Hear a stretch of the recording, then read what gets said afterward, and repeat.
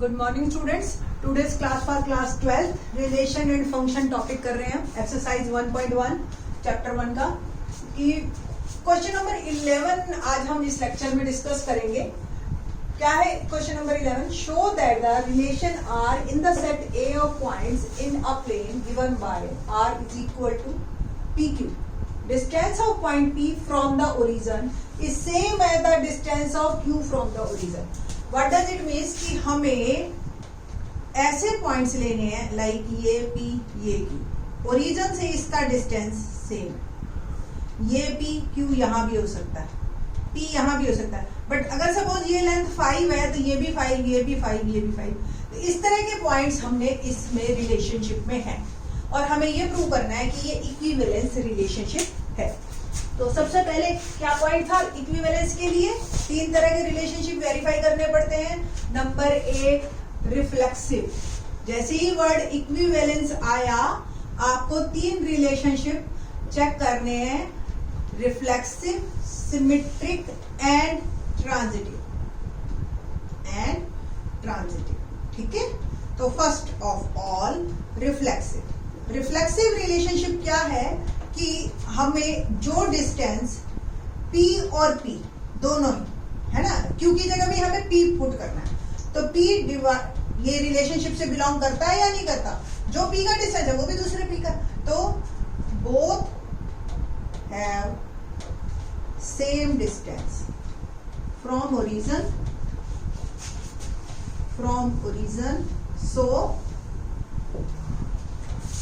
so this relationship is reflexive। ठीक है ना। Next heading symmetric. अगर P और Q हमारे बिलोंग करते हैं, यही है ना, P Q बिलोंग कर रहा है R से, it means P and Q मैं अगर आपको याद हो तो डिस्टेंस को OP और OQ कह देते हैं। ठीक है ना, OP is distance of P from origin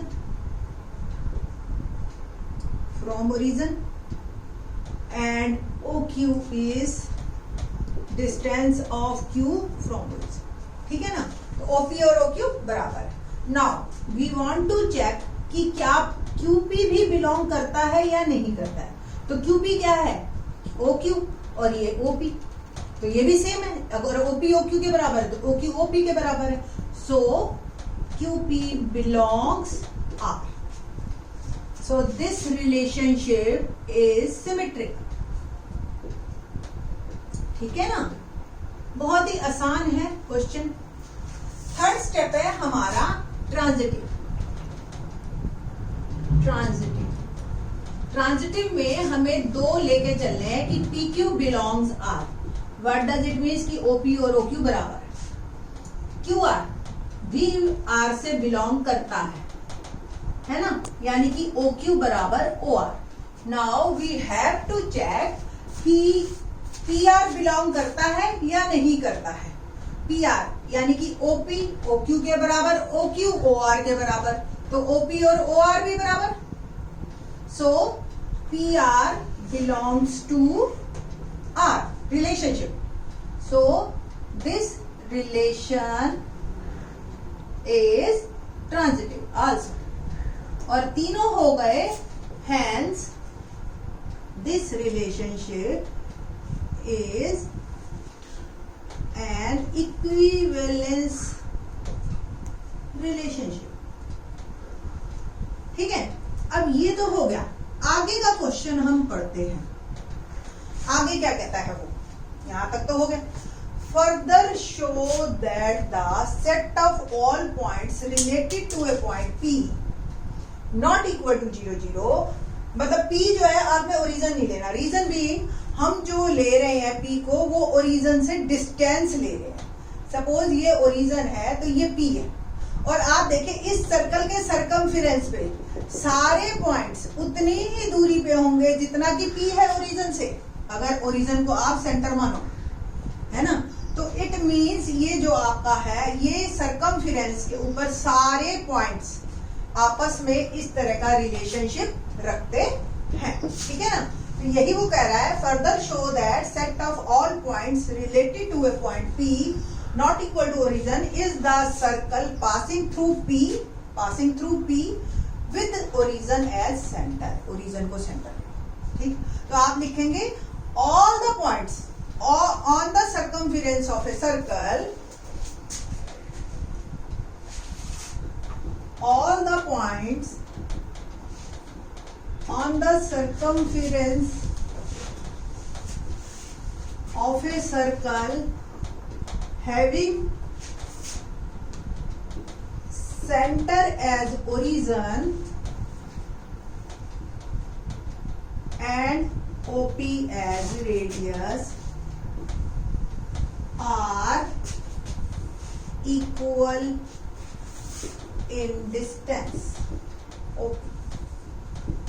Hence proof, ये आपकी बात की हमने ये रिलेशनशिप को वेरीफाई करते हैं. ठीक है, तो इस तरीके से क्वेश्चन 11 कंप्लीट हो. क्वेश्चन नंबर 12 देखते हैं.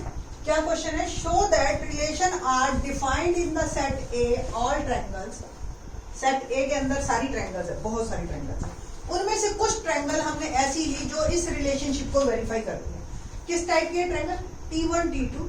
T1 is similar to T2. आपको याद हो अगर 10th में आपने किया था सिमिलरिटी ट्रायंगल्स में क्या क्या 3 क्राइटेरिया थे? या तो तीनों साइड्स प्रोपोर्शन में हो, या 2 एंगल हो उनके, या 2 साइड्स प्रोपोर्शन में और इंक्लूडेड एंगल बराबर हो. तो इस तरीके की ट्रायंगल्स को हम सिमिलर ट्रायंगल्स कहते हैं. हमने इसी टाइप की 2 ट्रायंगल्स है और ये प्रूव करना है कि ये इक्विवेलेंस रिलेशनशिप है. उसके बाद हम इस पोर्शन को भी बात करेंगे, डिस्कस करेंगे कि क्या है ये पोर्शन क्वेश्चन का. तो सेम उसी तरह से है हमारा. एक और बात बताना चाहती हूँ, आपका एग्जाम्पल नंबर 2 है, वहां पे T1 T2 same question, exactly same. T1 T2, T1 is congruent to T2. 2 साल पहले HBSC यानी कि Haryana board as well as CBSE board दोनों में ये क्वेश्चन आया था. तो बहुत इंपॉर्टेंट है congruency as well as similarity. आप इस क्वेश्चन को कीजिएगा.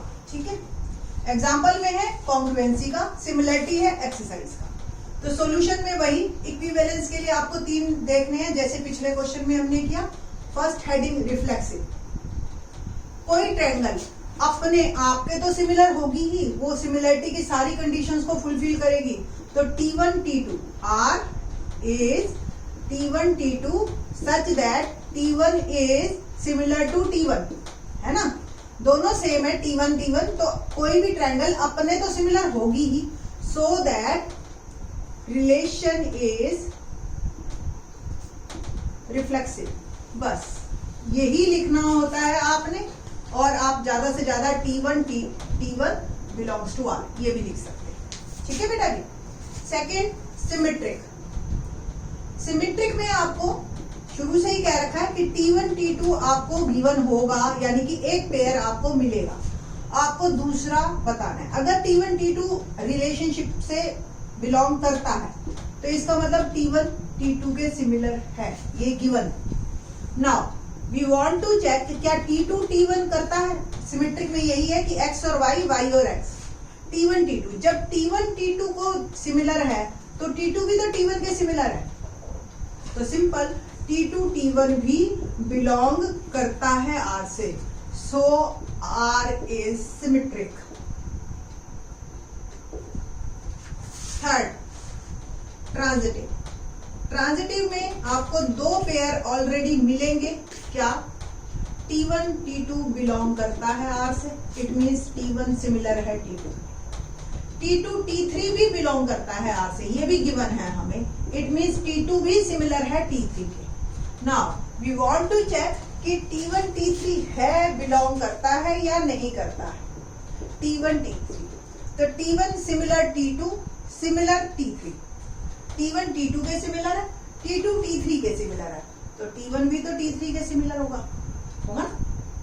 Same. So that T1 T3 भी R से बिलोंग करता है. And this relationship is transitive. Hence तीनों वेरीफाई हो गए, reflexive, symmetric as well as transitive. So hence this relation is equivalent.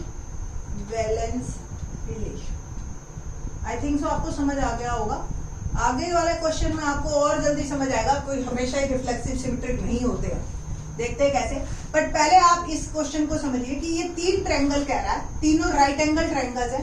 एक की साइड 3, 4, 5 है, एक की 5, 12, 13 है और एक की 6, 8, 10 है।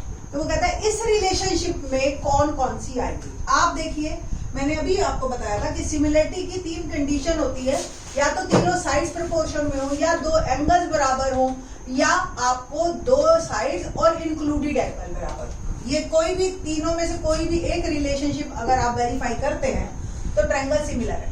आप ये देखिए, ये 2 ट्रायंगल्स 3, 4, 5 और 5, 12, 13, इनके तो साइड्स ही प्रोपोर्शन में नहीं है, तो ये दोनों सिमिलर नहीं हो सकते। बट आप देखिए ये वाली पहली और तीसरी, यानी कि 3/6, 4/8 और 5/10, दोनों तीनों प्रोपोर्शनेट है, 1/2, 1/2, 1/2, और एक एंगल राइट एंगल तो है ही, बट तीनों साइड्स भी मिल गई, इनफ है। एंगल के बारे में चाहे बात ना भी करें आप, ठीक है। तो तीनों साइड्स अगर आपकी बराबर है, प्रोपोर्शन में है, तो ये ट्रायंगल सिमिलर है।